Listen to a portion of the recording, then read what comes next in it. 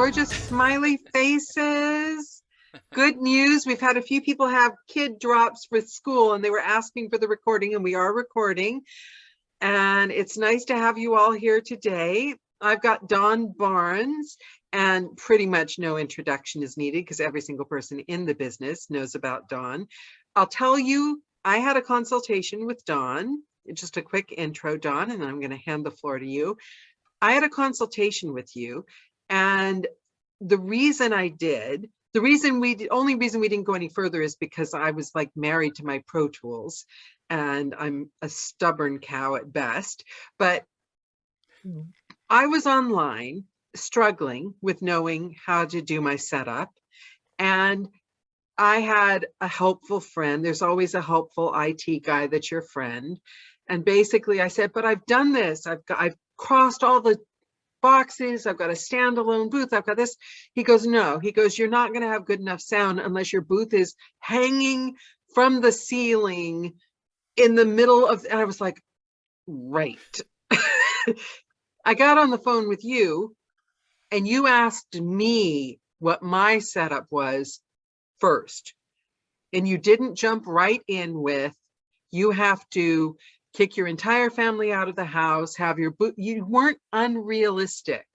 You were like a human being dealing with a human being, listening, and then advising on what you could do. And that's the approach that I like the most. And also, you're a really nice guy. You're like a people person, which isn't common in your line of work. I know everyone's very friendly, the engineers I've met, but they're all kind of like computery guys.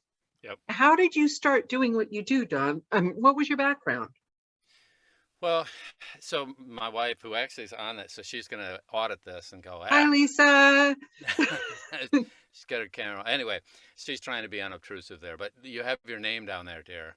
Anyway, so point being, I was a musician when I was young, and so I approached this different than most of my engineering friends, where I'm a performer first. People don't know that about me. They think I'm a tech guy. And because I was on stage, and I've played thousands and thousands of gigs here in LA, and almost anything that can go wrong eventually does. Equipment falls over in the middle of a performance. And I probably was 22 and had my first gig in Vegas. And if you're a young guy, it's like, oh, Vegas, oh, we were at and the lights are down and the lights come up and our guitar player turned and caught his guitar on a music stand and ripped 2 strings off his guitar on our opening thing. Now, suffice to say, the rest of us kept going. He changed his strings and joined in when he could. We laughed about it. We didn't get the gig, by the way. All right. We totally blew the audition. We had a 4-hour, 5-hour drive back to LA where we all got to laugh at ourselves and kind of go, okay. Life in the music business. So What kind of I've been music on did you guys stage. play? It was all commercial music back then. It would have been, boy, I couldn't even name the songs. This is 1982, Ah, roughly. As a matter of fact, it had to be. That was my first year so in like California. safety dance kind of thing. It could have been. It could have been. It could. It was so catastrophic on one hand, where your opening thing, the lights come up and all of a sudden, where's the guitarist? What's going on? The rest of us kept going, and we did. We laughed about it. We played a bunch of gigs. I worked with those guys for years after that, but stuff happens, and in this business, unfortunately, many of my peers who are technical in nature don't understand that we're in the people business first, and then technology follows along with that. And I see like Nancy here, she has a great booth. You've invested a lot of money in your booth. And my adult son, if you get to see his booth, we just built a booth that's fabulous. It's a couple $1,000s worth of, and a couple 1,000 pounds worth of materials. Wow. But what the dirty story behind that though is, as a younger guy, he was renting places and he was moving all the time. And so I called my mom, who's one of the best resale shoppers in North America. Okay, she's 82 right now this year. And I said, Mom, I need some blankets and quilts and just some soft things like that, blanket wise. Can you get me a set of them? And here's like $50. Well, she goes out and gets all this free stuff, and then gets a bunch of stuff from Goodwill and whatever I don't know. She knows all of them in her area. gives it to us. So we're in closets. And if you heard the first 3,000 voiceovers that he did, he's done, he's like at 12,000 now, but the first 3,000, he's in a really ghetto closet with a couple layers of quilts and blankets and pillows and ugliest thing you could ever imagine that sounded fabulous. So Wow. we're in the business of sounding good, and you know it isn't about.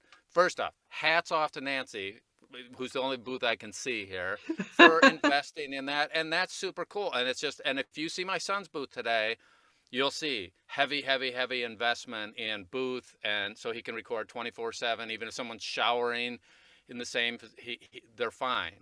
But that's not how we started. So Yeah. it's whatever somebody's in this business, we can make that work. And now there's some tech that can help us, you know, along with we do the best we can, and we're constantly upgrading. So you But meet most of us people where face, they are. yeah, you start where they're at, and you know, if something goes wrong, if something doesn't go wrong, in my mind, we're not doing enough. That's really the PVC pipes, you know, so closets. Sometimes we couldn't change the room in terms of like we couldn't put things on the wall. Well, we cheated. We used finishing nails and we put a tack in each corner, you know, and then put toothpaste when he was done, you know, so he didn't got his security deposit back. We were at that stage. I mean, today we go, hey, if they charge us $1,000 for this, too bad. We're doing it anyway. But that wasn't how we started out. And even Lisa and I, when we started out, we started in a closet. We didn't have anything built. The only difference was I had recorded when I was younger. So as I was a young musician, I also thought I wanted to be a studio musician. So I went to recording school to understand what the engineers would be doing to my music. And then I was obnoxious enough that they hired me after I took this class because I was kind of a little gopher type. I would do anything. I would have cleaned, and I did. I'd clean toilets. I would be the guy that would pick up all the wires. In the old days, these guys, they'd smoke, they'd whatever. They did a lot of things, and I was like, whatever. But I'm sitting next to a guy who had recorded for Motown. He taught me how to cut master records. And literally, some of the Motown hits when they were back in Detroit, this guy had actually been the one that cut the master records. And then Motown moved to LA. He stayed in Detroit. He bought their studio. He bought their equipment. And then I'm standing next to him and he's going, okay, you hear those vocalists?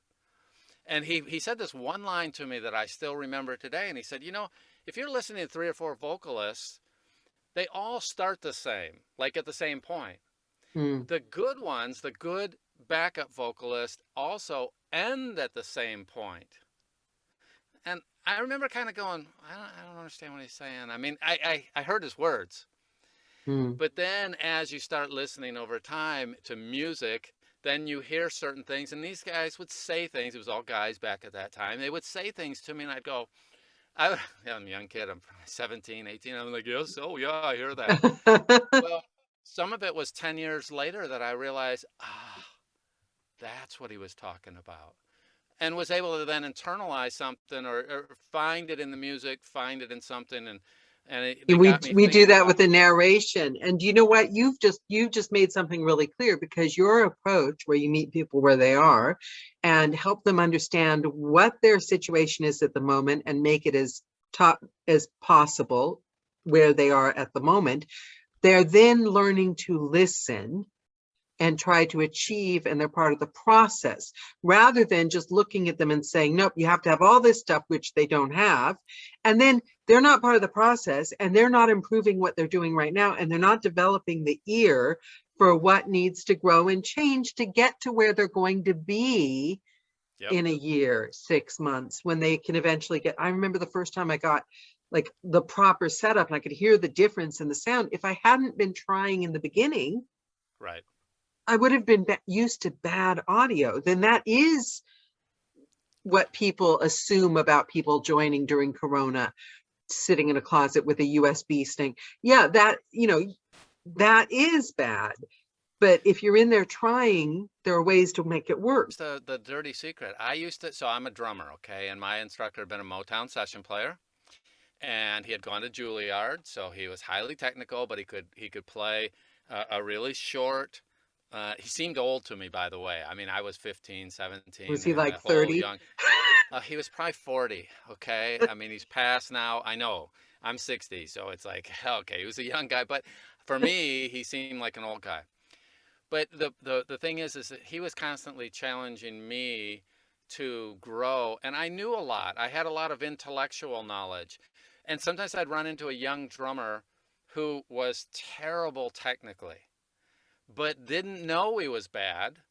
And so he played like he was the greatest thing on earth, and he thought he was really good. Now, here's the weird thing.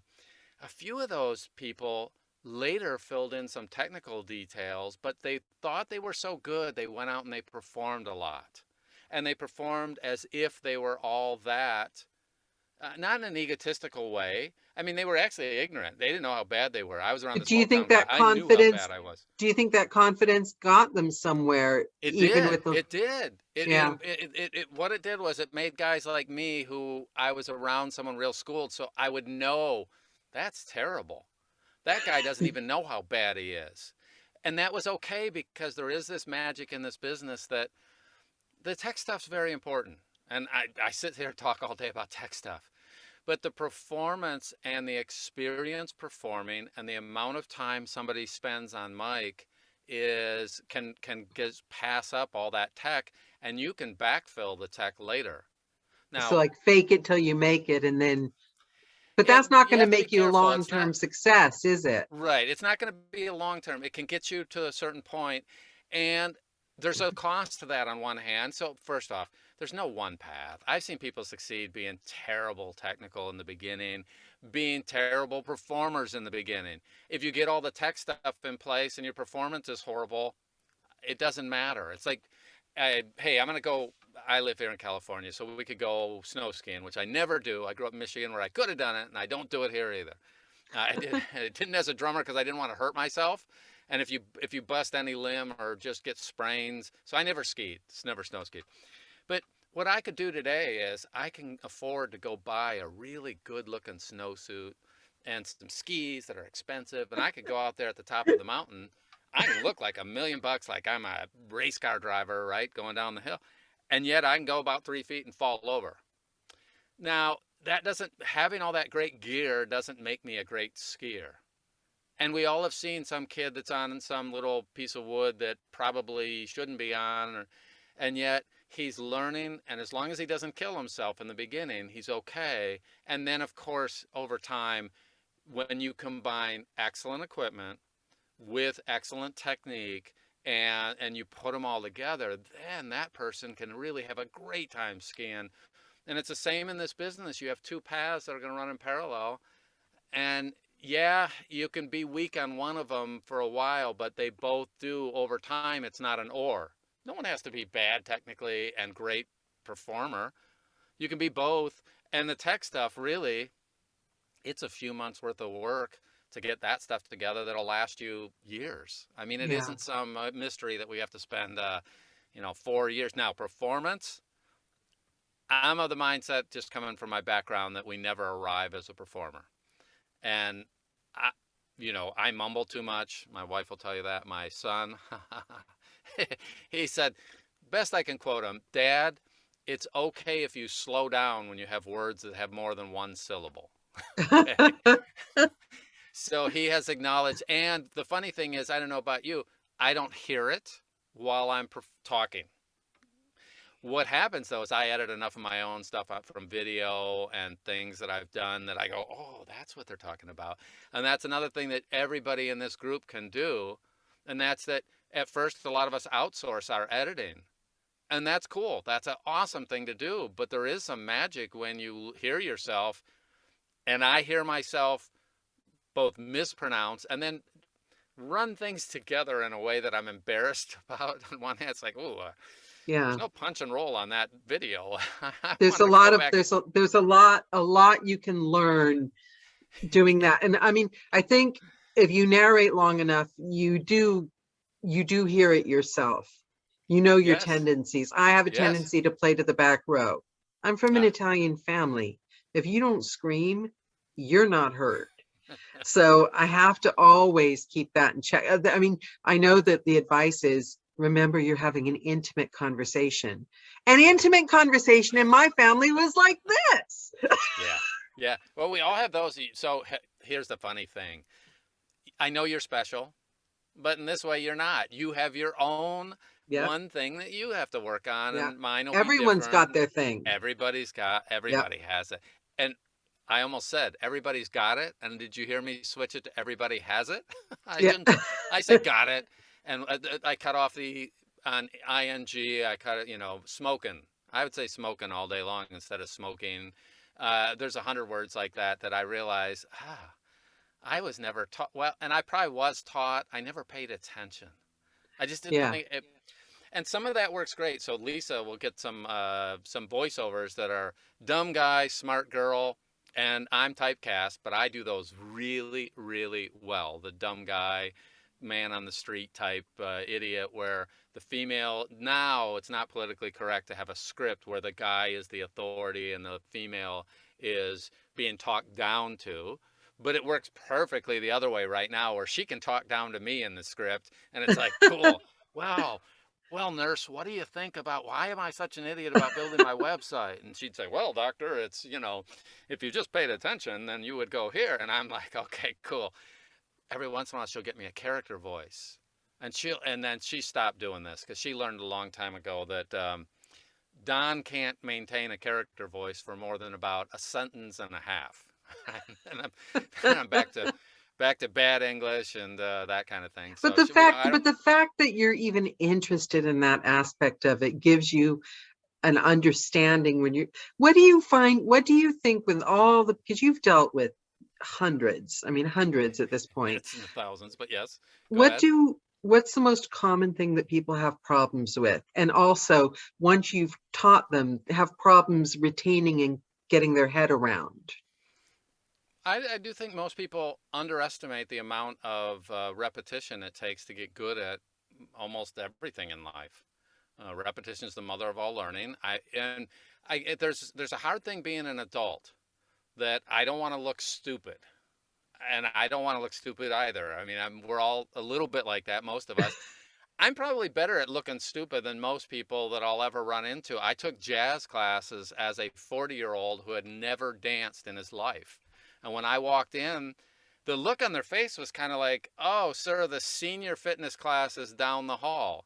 Because everyone was about 20-ish, there was, and mostly young ladies who were, this is the terrible thing. They were taking a beginning class.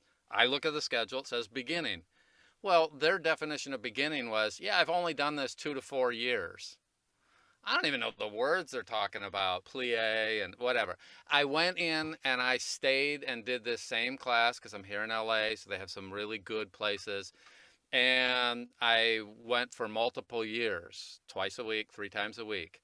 And there's a video, I'll have to find on my Facebook page. There's a video of a little 30 seconds where I happened to come in frame where they were filming somebody else. And it's there. It's horrible. Was And it just because you loved it that you always wanted to try it? as a musician, I had watched thousands and thousands and thousands of people dance.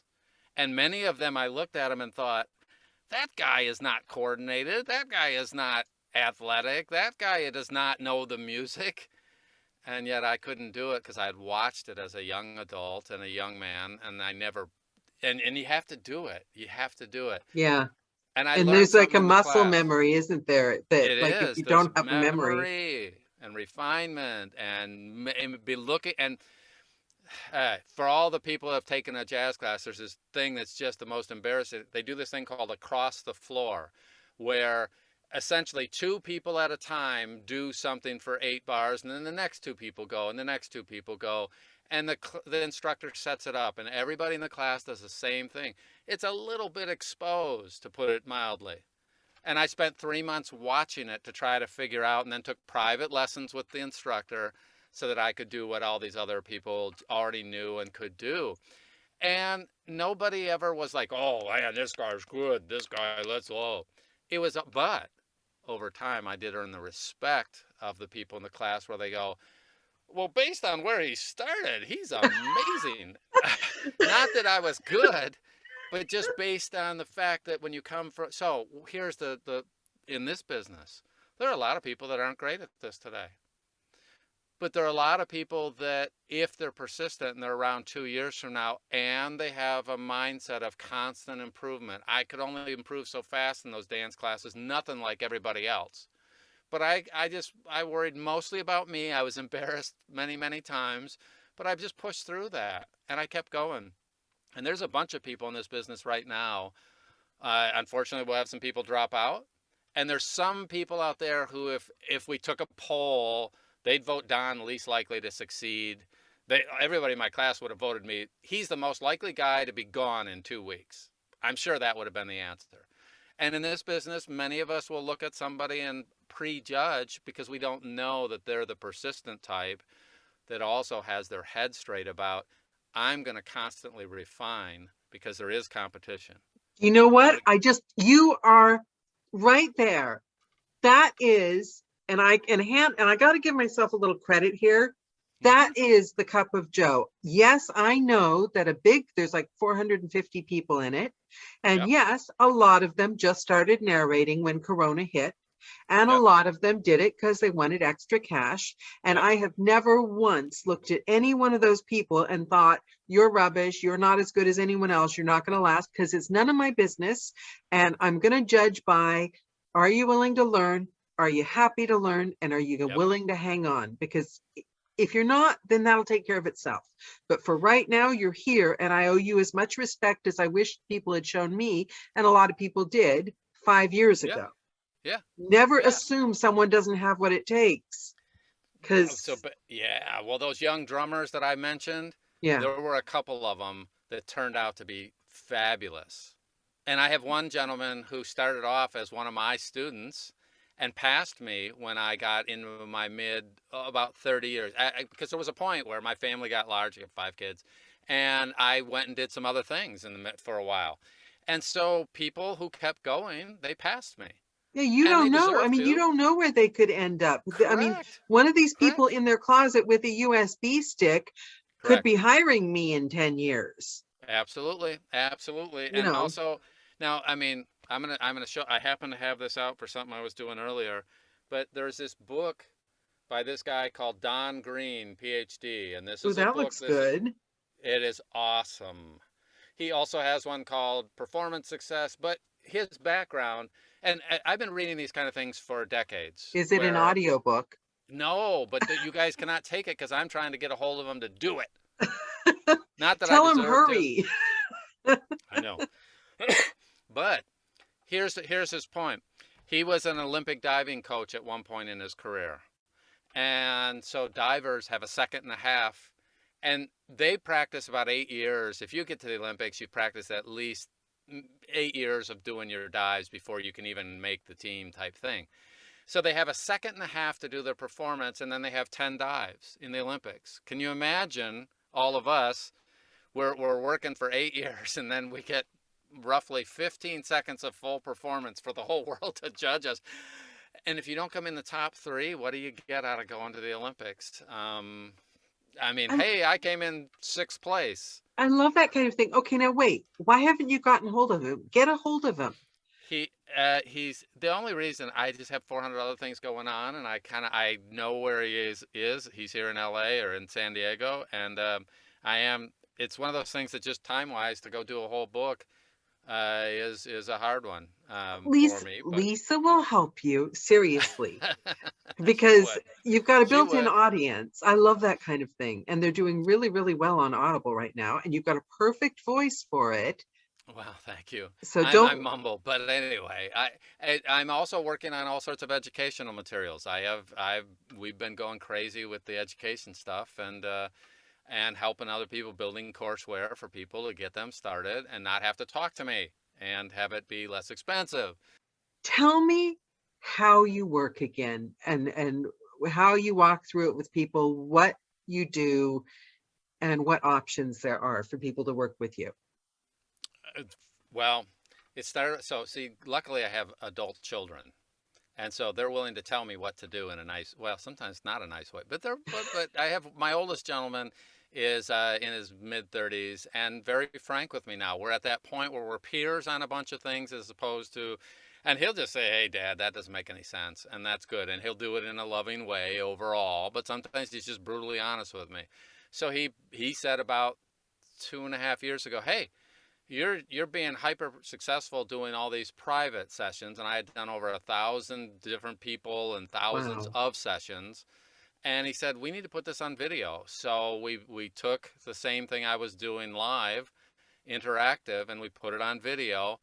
And he was there as my co-pilot and making sure that it was as if I was teaching him over the wires. He was 1,500 miles away. So we have all these videos, excuse me, that teach the technical aspects of this business.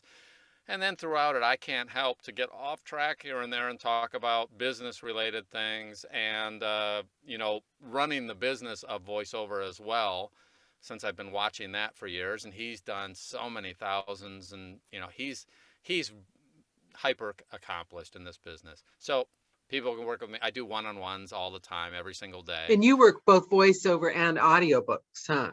Equal, Correct. equal measure, would you say? Yeah, there are sometimes where I think all I do is audiobooks for 2 weeks or something, but that's not true. It's just going back and forth every day.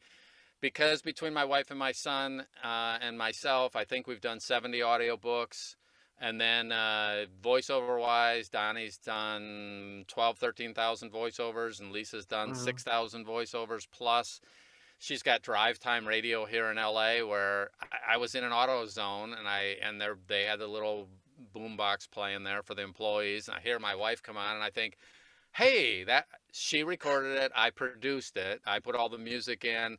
It was radio ready. We had only sent it to the agency about 2 days before." And I'm walking into this little auto zone getting some oil for a car, and it's like, "Oh, there's Lisa." And I said to the guy behind the car, "Hey, I actually produced that commercial." And he's like, "Whatever." I remember him being so That's my dismissive of the wife. whole. It's like, and of course, I was proud of it on one hand, and I realized, well, he probably that day saw somebody who's like famous, who is an actor, who he knows from some TV show was in there as well, and I just don't count here. And but having done all that stuff, it gives me some perspective in terms of helping other people who are climbing up the ladder and making sure that I'm doing it in a way that's accessible. But also, I'm kind of a nut about quality in the end. So while it's I love meeting people where they're at. So I don't care where somebody starts. That's cool. That's fine. And we can improve that. Ultimately, though, I want to make sure that anyone I'm working with has a competitive advantage where when they go out, their stuff, if there's two people that have an equal voice, which, it's never that cut and dry. Usually someone will win it from the performance. But now so many people are in this business that I do want to make sure that when it comes down to two people, that I have the technical advantage. And I don't know about you, but many times in my life, I won musical gigs not because I was the best drummer. I won a lot of work because I was on time, I was polite, I was personable.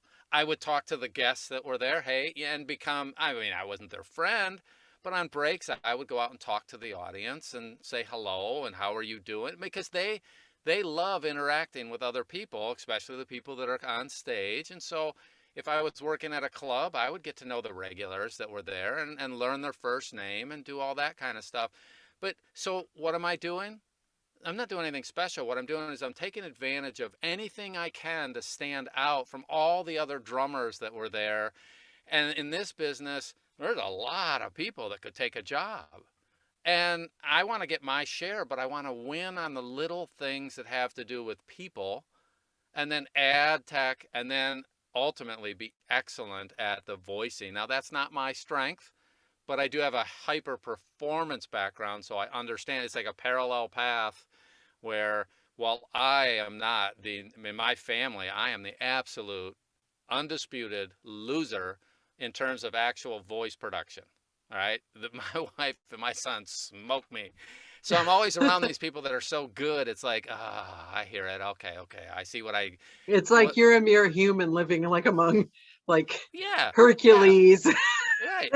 And it'd be like if you're so let's say your brother or your spouse or your parents were bodybuilders. Okay, no one's gonna accuse me of that. I have a son who is 20 mid 20s, we'll just say, because I can't remember his age. And he has the perfect swimmer's body here in California. He could do those jeans commercials where you have a pair of jeans and no shirt on, and he just smokes it. Now watch, my wife will come on and go, well, he's 27, I should know that with five. But the point being, next to him, I don't look like I ever work out. There's no, I mean, people go, are you related to that guy? Well, Except your wife says he works really hard in the gym. he does. And Me? he's No, he's 26, 26. Okay, I said by the way. 27. Yes, yes, yes. Okay. That's right. That's right. Are So, you sure you don't want me to edit this part out? no, it's fine. It's fine. In my, so we were talking about this earlier. Um, if I'm always late for something, then people over time figure out, oh, Don's always late. She already knows that I don't remember all my kids' birthday. If it wasn't for my mom and my wife, I wouldn't remember. I barely remember. But I don't know about you guys. How often do you leave your house Yeah. these days? Oh, I don't leave. Outside is Okay. way overrated. And also remembering things. The only reason I remember our anniversary, wedding anniversary, is because it was September 11th. So There you go. Well, that's there's a little mug on our mantle that tells me the date. So I actually last year I booked something going someplace to my son's house on leaving on our wedding anniversary. But it's been a long time. and for Anyway, the record, your mom gets birthdays way wrong, evidently. my mom will send my kids a birthday card about a month in advance sometimes, or a month late, or whatever, and it's all good.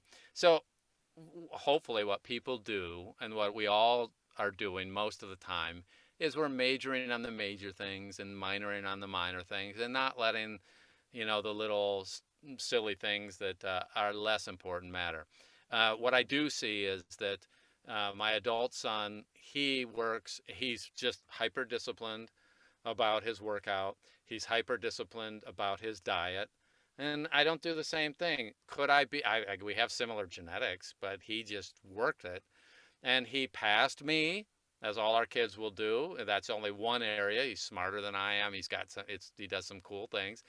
But point But you being, we want them all to, have because that their same path. success is your success, I, because it stems from you. It shows that you set them up properly and helped them. Yeah, my wife would take exception to that. She'd go, she set them up for success, and I would agree with that. The point is, though, that most of us will have kids that do better than us in a whole bunch of areas. I think most parents, we aspire to that. Mhm. And there are a couple areas where I think, oh, see my son? Was I home that weekend? I mean, because Donnie did not care any about the technical stuff for the first Uh-huh. 5 years of his career.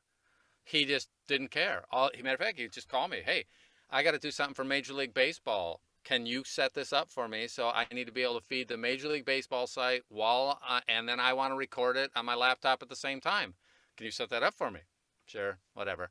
So he just didn't care. And then in the last few years, he's gotten highly technical, but that was his choice that he made.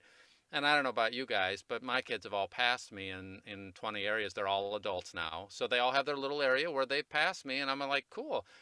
I can't keep up with five of them. They all have their specialties and they're all smoking me in a bunch of areas. And today, the access to information is at a totally different level than what we all had. I mean, I'm looking around. Most of us are over 20. Okay. I Yeah, see most. information overload. Yes, there's too much. And Yeah. now I think the skill that most of us have to constantly refine is, who are we going to listen to? Who are we going to be influenced by? And because I had a gentleman as an instructor when I was young, he always said this to me as I got a little older. He said, hey, as you move up in this world as a musician, you're going to be looking for three mentors. And you want to be looking for those, because having only one point of view very often will trap you looking at the whole world through a certain lens. And he said, and man, they'll conflict sometimes. Two experts will give you conflicting information. Well, now what you get to do is, first off, don't tell the guy that he's wrong, okay? Don't tell the other one that they're wrong because I said this. He was really open about, hey, go find your 3 mentors. Try to do exactly what that each one of them do. So you may find a gal that's just smoking on something. Maybe I don't agree with the way she approaches it, but instead of me going, wow, that's dumb because I'm not at her level yet, I'm going to try to do exactly what she's doing first. And then I'm going to integrate that with the rest of the things I know. And he warned me, you may go through 6, 7, 8, 10 mentors over time where you're looking and you think, this is my mentor. And then it turns out 6 months later, you realize, no, close. And then you go through, and ultimately, if you can find 2 to 3, then you get some nice perspective on this whole thing. And with the information overload, it is about finding a couple people because you can't follow everybody. They Mm. conflict. I'm going to say the opposite of some of my peers, and people have to figure out, is Don the idiot? And I would not say that about them. Is their point of view, are they keeping up? But Some it of my peers, amazes me that people still will. It's shocking to me that we're all, especially after this year, I'm sorry, we are all in information overload. yep. We should all be a little bit more social media savvy. And people, I still see them get in these long battles on Yeah, groups about fighting for their point of view. right, right. Like, Well, it's like they're fighting for their whole identity. And I think if like you're so stuck into entrenched in one point of view, yep. you're not changing or growing, are you? And you still have the balance where there are, first off, like I'll give you a perfect example. I don't think anybody put, and I don't want to talk about it, but I don't think anybody in any of my groups knows anything about my political point of view. I don't, and I will get some people that are mad that, oh, well, you won't take a stand, and it's like, okay, that's fine. You can be bothered by that, but I'm avoiding that. Um, there's a bunch of things I'm not going to talk about social media. And if someone wants to go in a back and forth about, should we go to the moon or should we go to Mars or are we going to Pluto? I'm like, yeah, whatever you want. I'm staying out of that. So You gotta pick your you got to fights. pick There's your not enough battles. time in the world. And I will talk. And so I'll go ahead if somebody is totally, if I think they're out to lunch. Well, one of the things it's, let's say someone posts something and I totally disagree with it. What I like to do, and you guys can all steal this, you probably do it anyway. I'll wait a little bit and let a bunch of other people answer, and then I'll answer the same thing, but I do not refer back to the person that I totally disagree with. I I don't just, want it to be and I wait. I do not want to do it right after them. I used to be like I jump in immediately and go, "Oh, that's dumb." I'm bad. uh, I just snooze them for 30 days. Okay, well, that's a little more. I don't have that. I mean, so I'll wait, and I may answer the same thing and totally contradict them, but I don't want to contradict them. It's contradict the idea. And I don't Mm, take it personal. I don't want, it's really more of a thing of what I always feel uncomfortable with is if someone gives really weak advice, but they mean well, then I don't want to take them to task because the one thing about this business that I love, there are a bunch of people that are really sincere about helping other people. yeah, And so yeah. so somebody asks a question, they'll contribute. Hey, Don, you could do this, this, and this. Now they may have no more information than me, but they're trying to be helpful. So I do want to take into account their intent and realize, okay, that's just where they're at. But I do think we all have to discern somebody who is trying to be helpful who may not have as the kind of grounding that we want. So I am constantly checking out, okay, does she know enough that she's worth following? Or is that just another data point to put into the puzzle and then pick and choose? And sometimes I will use it, and many times. So I'm pretty good at vetting people up front, and then I'll go ahead and if I came to you performance wise, and you said, well, why don't you try doing it a little higher pitch? Well, I don't know. I probably can't do that would be the first thing I'd think. Or do it in French, have a French accent. And I'd go, okay. I got no clue how I'm going to do this. This is like way out of my wheelhouse. But if you were the mentor that I had chosen, I would do my best to do it in French accent. I can't speak French. And I would do it as a higher pitch or pick whatever you said. and then go ahead and evaluate it later. So my instructor was of the mindset that if you're going to go to somebody, and even though they go against the grain, try to do what they're doing to the best of your ability, and then And you'll have two and approaches. that's good. That's good. You are trying it, and then you're also using your own judgment. But Right. the using your own judgment Yes. bit, I think, is Yep. missing. Okay, I agree. Yeah, we're on the same page there. Some And people. ultimately, we'll throw out a lot of what somebody else is doing, and it won't fit me. Yeah. I'm not going to fit everybody. So I don't mind being a coach. Just that I just had a great, great, great coach who helped me learn, and I'm not going to fit everybody anyway. It cracks me up though. I get along with 90% of the people, and then I'll have some people go, "Well, you're not very serious about anything, are you?" It's like, well, Yeah. no, I'm dead serious about results. But I'm you're not never going serious to be about able to get myself or along with process. everyone. No, Yeah. but I want to be liked by everybody, don't you? Yeah. I'm trying to get over that. I am too. I am too. I would love to have everyone like me, but it's not possible. And I do find the a fascinating thing about this business.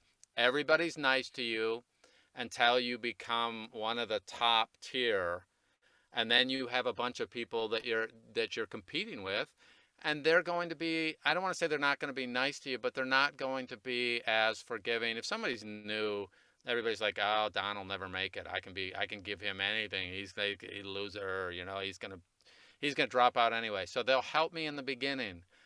At the point where I become a competitive threat to them, then the game changes. And I have been around this long enough to see people go from being average, my level, to being amazing. And then all of a sudden I hear people sniping at them because then they're a little bit of a competitive You're not threat. the And first person that said that. So one of our other guests said that she got an Audi, and yeah, at yeah, on the actual night, people yep. had opinions Of about her course. suddenly.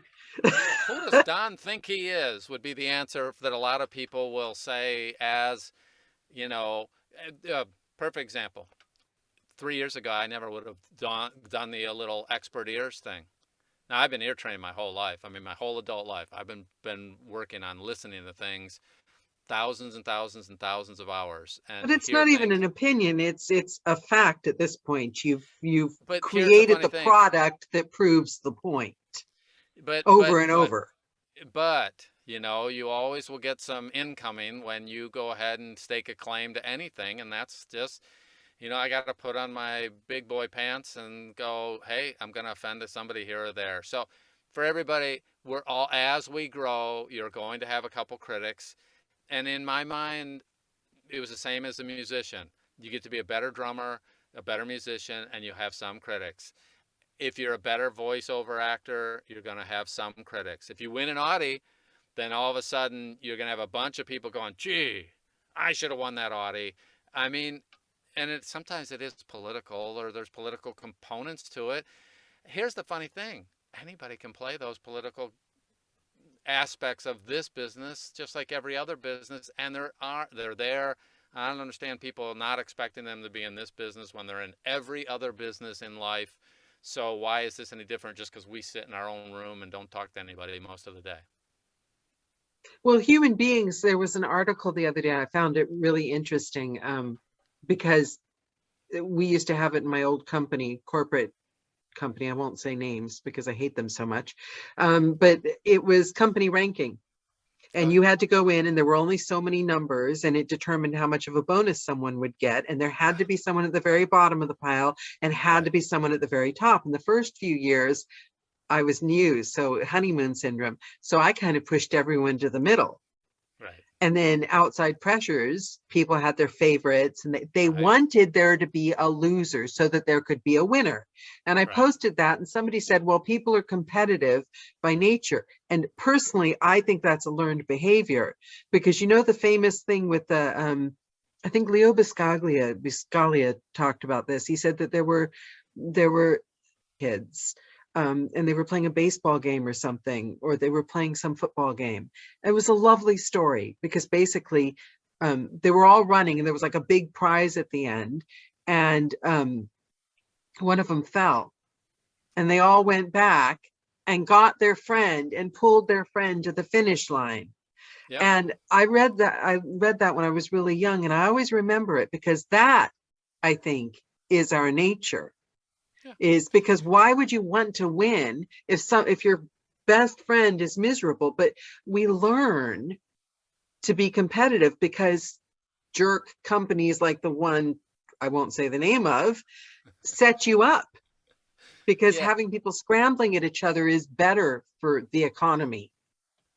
Well, and you know what? And that the thing is that I am hyper competitive.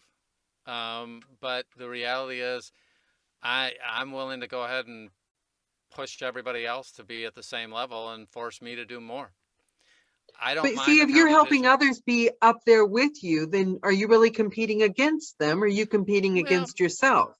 yeah, and that's true. I mean, because of my instructor going, well, you'll never arrive as a musician. He kind of beat that into me for 5 years, where you'll never arrive. I don't care how good. And he had this one little concept that I always loved. He said, you may become better than your peers. You may be better than anybody here in Detroit. But you know what? Go to LA, go to New York, go other places, and you'll quickly learn that there are other people that are much better, and you'll never come close to your own potential.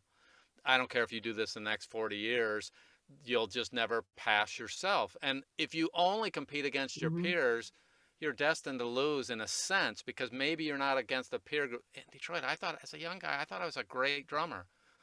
I come out to LA and about 3 weeks later going, darn, I don't qualify to carry these guys' cowbells. I mean, it was terrible. It was unbelievably humbling to come to a place where there were people that really, really were 10, 15, 20 times better than me. Because in a small pond, I was really good. And But I then had passed my in your peers. mind, did you not think, well, if I put like 10,000 more hours in, can I? I almost quit. I mean, I, it's the dual perspective. Yeah. Um, when I went to the jazz class, I had to keep the perspective. I'm competing against myself, and I have to not get blown out. But I would, of course, have those moments where it's like, ah, it's frustrating at points being an adult and being the worst one in the room. It's frustrating. So everyone goes through that.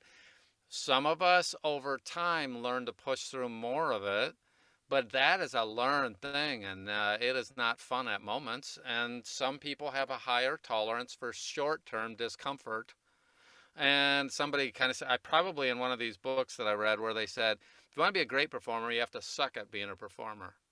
And I thought, You've what do you got mean? you're right. You've got to be comfortable. And that's why when people narrators are like, oh, I hate my first book. Should I redo it? Oh, I listened to tell why are you listening to your first book? You should be trying Right, to get your next book. You should correct. be proud. You should, because you know what? If you've done 10 books Yeah, and you're not ashamed of your first book, right. then you've not what gotten any better. You've got, oh, and I have the perfect example. So anyone that wants to go out to my YouTube channel, Red Barnes Audio, and go look at some of my early videos. They're terrible. They're horrible, and I leave them up there. You should And if be someone's proud gonna, of them. well, They're here's the like thing that I they're like bloopers. They're it's like, like, yeah, what? So here's my concept on that. If somebody wants to judge me on what I did 5, 7 years ago, okay, I think that's inappropriate, but I don't, so I don't really understand that. Judge me on where I've grown to, not where I started. And if they're not going to do that and they're just going to look at what I did, so I leave it up there. And it's like, okay, it was horrible. I'm not proud of it, but I'm happy that I did it and went through it. And really, that's what all of us will go through as performers. You cannot become an excellent performer without performing. I can't do it with just, I can't will it in. I can't practice by myself. I got to do it. And the first book or 6 or 10, and here's the funny thing. There are some people in here, not in this group, but there are some people out there who have done 50 books and they think they're all that. And they may be great, but compared to where they could be and their potential, usually when they get to 100 books, they're going to look back at 50 and go, wow, I thought I was amazing. Well, they were in the journey if they were actually have their heads straight, and their 50th book was dramatically better than their first and maybe better than a lot of their peers. and They'll get to hopefully that 100 and journey they'll will look back. never Oh God, you've just made me realize something. Yeah. I did that. You know how you talk about the jazz class? There's a place Uh-huh. here in London called Pineapple Studios, and it's like famous. Well, I didn't know. I knew it was kind of hip, and I showed up for classes because I always wanted to be a dancer. Always wanted to. I we had to stop going to ballet because my mother didn't want to drive us anymore, and Yeah. I always wanted to be a dancer, and I'm not very good. So I showed up because I'd lost weight. I thought I was fabulous. I was doing burlesque, i.e., comedy. It had to be. And these were real dancers. These were Yes. like those TV shows that Step Up. Like these were like, these people just like wake up and dance all day Yep. and all night. And Yep. I remember standing in the middle of that room. I couldn't find an exit. I Yep. couldn't get out without like, because they were moving and I couldn't get away. Yep. And I have this video of um, I can't remember the name of the dance, Charleston. And I really want to learn to do it. And I really want to do dance. And there are 8 zillion videos online, but I don't even risk it because I'm Yeah. so hyper self-conscious. How Yeah. long did you stick with the jazz class? Oh, I think I Feeling did maybe uncomfortable and 3 to 4 years. And see, I took, it's but doing it. I also took, and at, same as anything else in life. I knew from taking private lessons myself from my instructors and passing a lot of my peers, I couldn't just go to a group class and then succeed at any kind of level without doing some private. I took private lessons. If you knew how much money I spent as an adult on this stuff, it But was I think crazy. it's admirable. I think it's Well, amazing. but it's just a matter of I didn't, there's some things that I couldn't figure out in public because he had a whole class, so he couldn't slow it down to Don's level. It was too, he couldn't dumb it down that much, and I couldn't pick it up fast enough. And so what did I do? I said, okay, you know what? I'll bet if we're in private and it's just him and me, then he can show me at a hyper broke down level what I need to do. And he was able to do that. And so, you could say I cheated, but I didn't just take group classes. I went and wanted him to evaluate me. Wait, Eric, can you slow that down? Wait, that's too many steps. How do we do it? What's step one of that? And I mean, I just had to have it broke down at a level. And it's the same thing in every business. You find a few people, and I stood on his shoulders essentially, and I still never. I'll find the video because I have to go find that video I on think it's Facebook because it's so old. inspiring. I think it's Well, inspiring. You went out, something you love to do. And what I have a lot of those things, dancing, learn a different language that I yeah. really, really want to do. And I use time as an excuse. The reality with the dancing was I felt like the biggest, clumsiest. It was Well, like that I'll time I play you got in this the elevator video. with those Yeah, supermodels. yeah, Like you're yeah, like, yeah. what Well, planet are they from? that was the thing, but it's the same in this business. Yeah. Some of us need to, first off, if you want to look at a bad example, then I'm probably the number one bad example because if you just look at some of my videos, you listen to the way I pronounce things poorly, and my son will say, "Oh, you're so much better now than you were 4 years ago," and he is right. I mumble 10% now of what I did 4 years ago because he's made that they both said to me, by the way, and now I hear it and now I'm conscious of it and now I'm working on it. But it's a process. And if I'm Yeah. not willing to do enough on mic performance, I will never refine that out of my speaking. And nobody here can skip that stage of being awkward or being a weak dancer. If I wanted to be a great dancer, I have to be comfortable going out and being a weak dancer for X years. That's a multi-year thing as well. But all performances are multiple years of refinement, and it's not something that. And now, a couple people cheat it. My wife cheated it because she did theater in high school, college, and community theater before that, and she was the singer and learned how to use her voice and that kind of. So she cheated it by spending, yeah, maybe 7 years doing theater and getting a voice degree and all that kind of thing. So that was her Well, cheating it. So not and then she read cheating. to our She kids. spent 7 years working. Okay, okay. And then here was the funny thing. we have a bunch, last name Barnes. We have a zoo here. We have, I think, 7 cats and a 100 pound lab. But we've Oh, always had animals with all the kids and pets. And one of the things that I never occurred to me until we got in this business was she would give voices to all the animals, and she would talk and say things like, and it didn't occur to me ever till later that, oh, Ruthie has a specific voice. That's Ruthie. I mean, I could tell like who she was. She would tell a story about the 2 cats arguing about something, and I would know which one it was because she was doing. And when she would read to the kids from the time they were 3, her parents were both school teachers. So she read to them every day. And she homeschooled all 5 of our kids. So she had like 25 years of reading to our kids, to the point where when my son went to somebody else's house when he got old enough, 7, 8, 10, and spent the night, he'd come back and go, wow, James' mom doesn't read it right. She doesn't do the Christmas character as Santa Claus, and the bear is a bear, and she, like, my wife would just be reading these books as if she was doing her own little theater production, but not in a play to the back of the room way. It was more of a play to the kids way, and having fun with it is just something she did her whole thing. So that's how she cheated. It was 20 years of performing with the kids, not.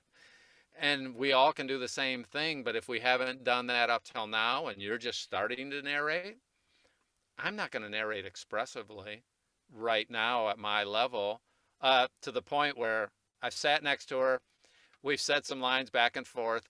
One time, she doesn't do this anymore. She looked at me, she said, do you think you could say that like you mean it?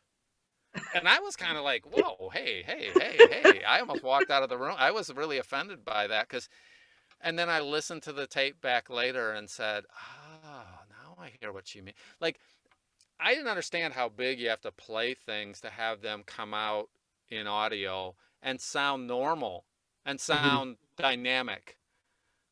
I thought I was being, and it was only through doing it wrong and having, now she's much nicer about it now. She learned that that really wasn't the right thing to go.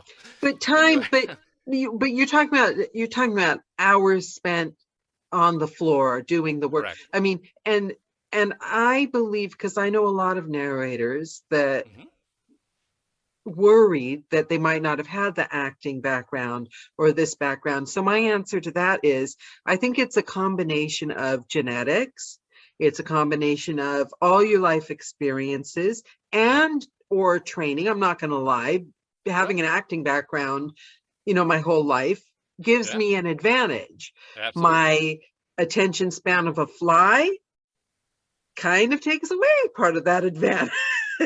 We all have our pluses and our minuses. So even if you Right. don't have an acting training, but you've got it right there, the crucial key is putting the hours in And practicing and over and refining over. and being willing to be just okay today. And even though, I'm not proud of my old videos, and on one sense, I'm not taking them down, and I refuse to take them down. And I hope people go, okay, he's a lot better now. And I hope they see the growth. But if they don't, it's not my problem. It's not your Yeah. problem if somebody else doesn't know. And nobody knows what your potential is other than probably you. Yeah. And just, it really is a persistence gig here. Now, the biggest problem is some of us will run out of time in that. I might need to make more money because of my financial situation based on COVID and what's going on in my life.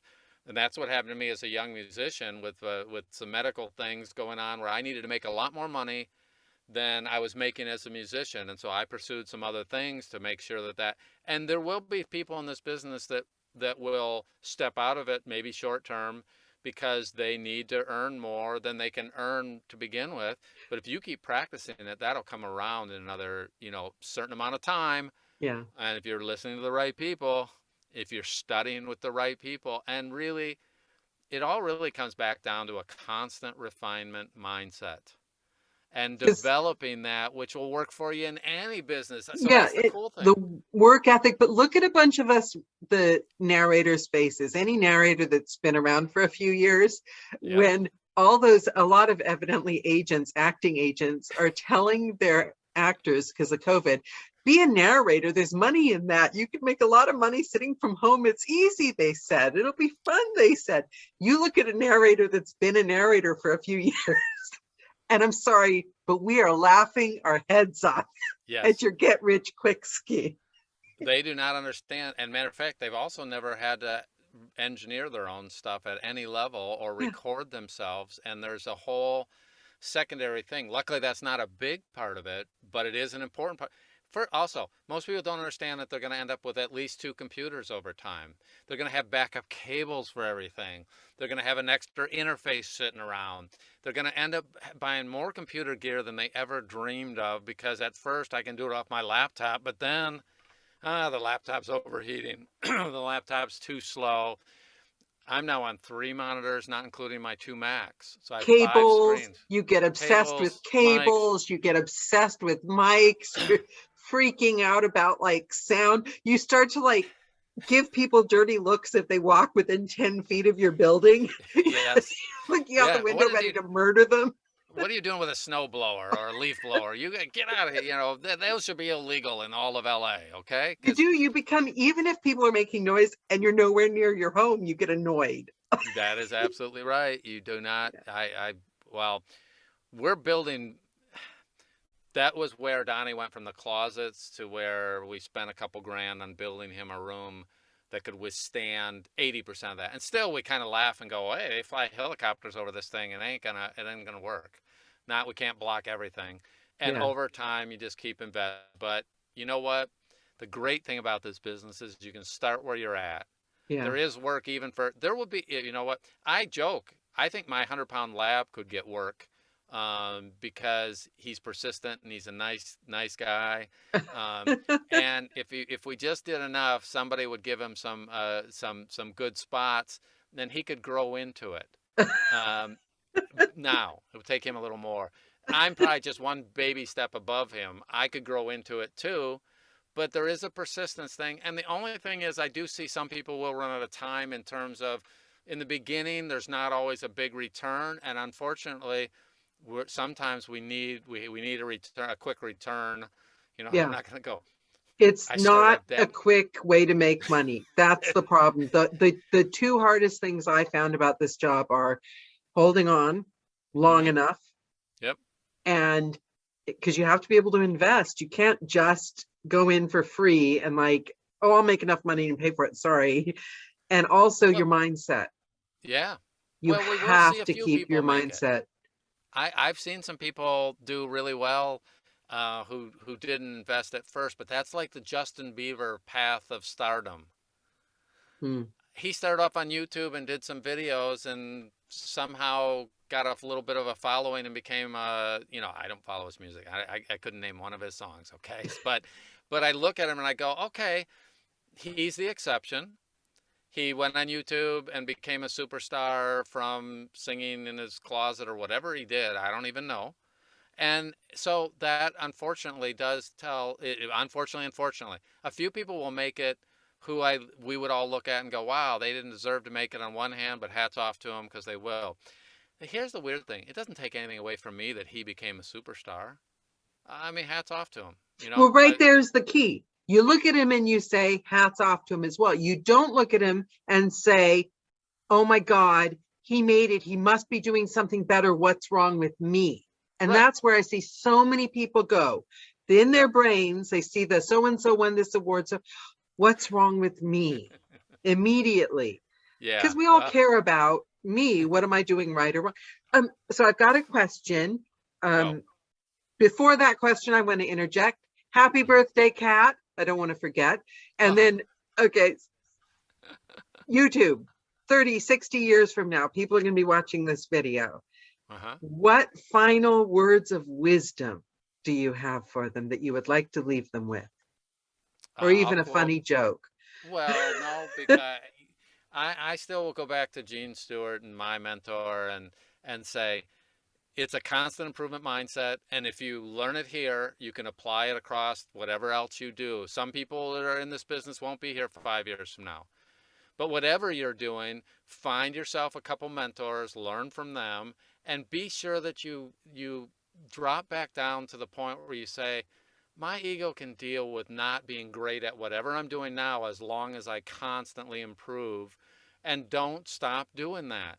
And maybe you go do something else. If I'm People now are doing things like, I got people in LA that are selling tacos out on the street corner, and it's crazy how much of that stuff's going on here in LA. You can go down streets and there's like 16 food trucks, and then there's people just with tables out on the side of the road. And they're building a following. And what I am seeing is there are people that are doing tacos at a great level and building a clientele and succeeding at it because they're persistent. They're Mhm. trying to get better.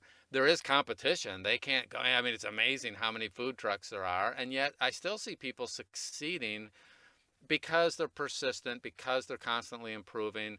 In this business, there's going to be more of those actors that we just laughed at.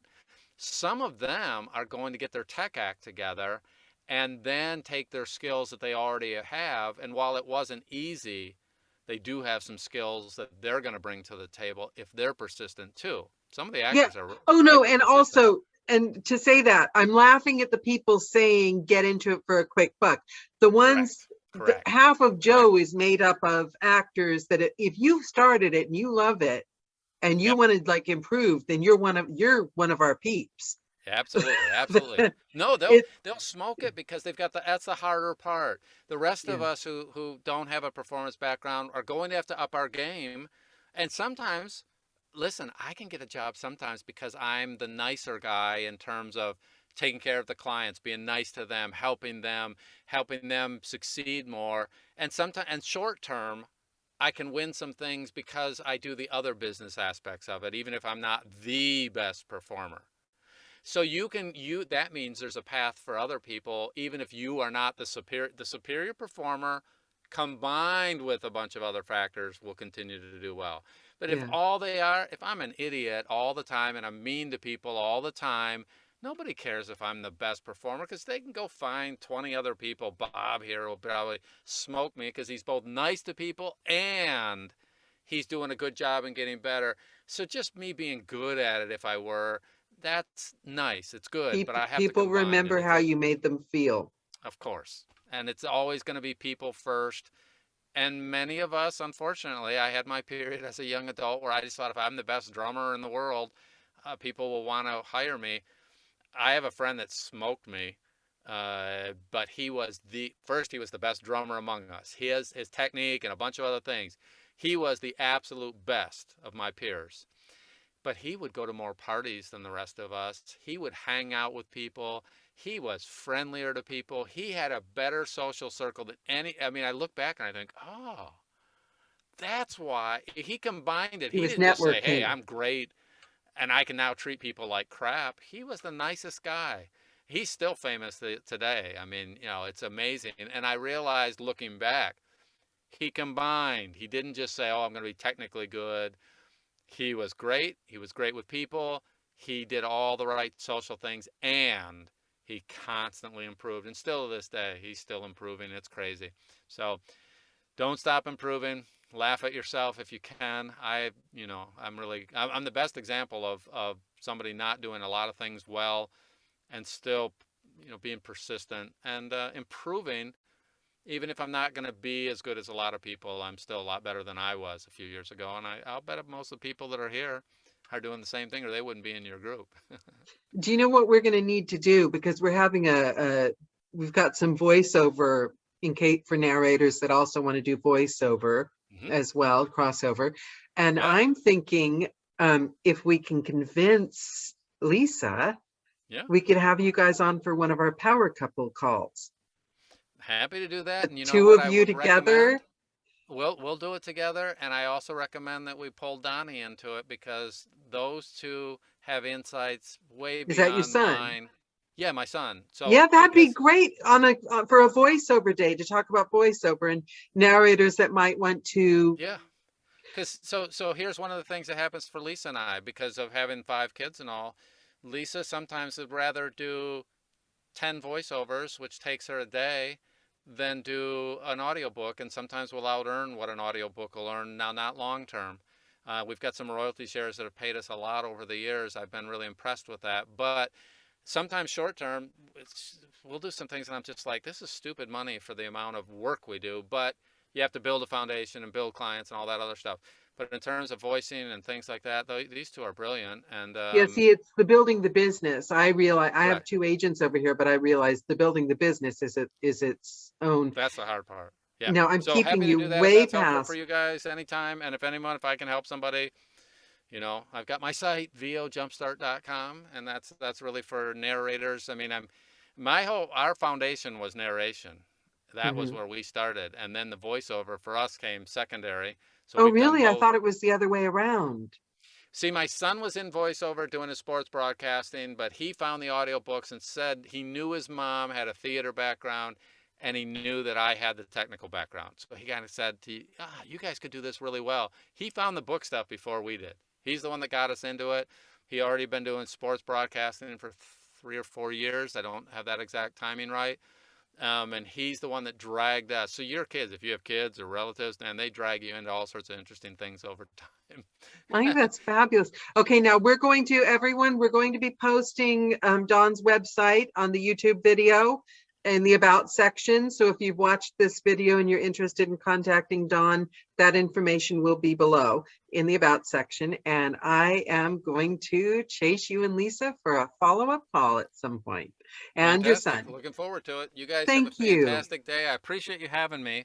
Thank If I you can help with so something, much, we'll see Don. you sometime soon. All right. Have a Good wonderful night. day. Bye, Don. Thanks. Bye-bye. Bye. Bye, everyone. Thanks for joining. Rhythm song. Come on, everybody, tap along. First you scrub a dub, then you tap and rub. You might have to yell when you hear the bell ring out loud.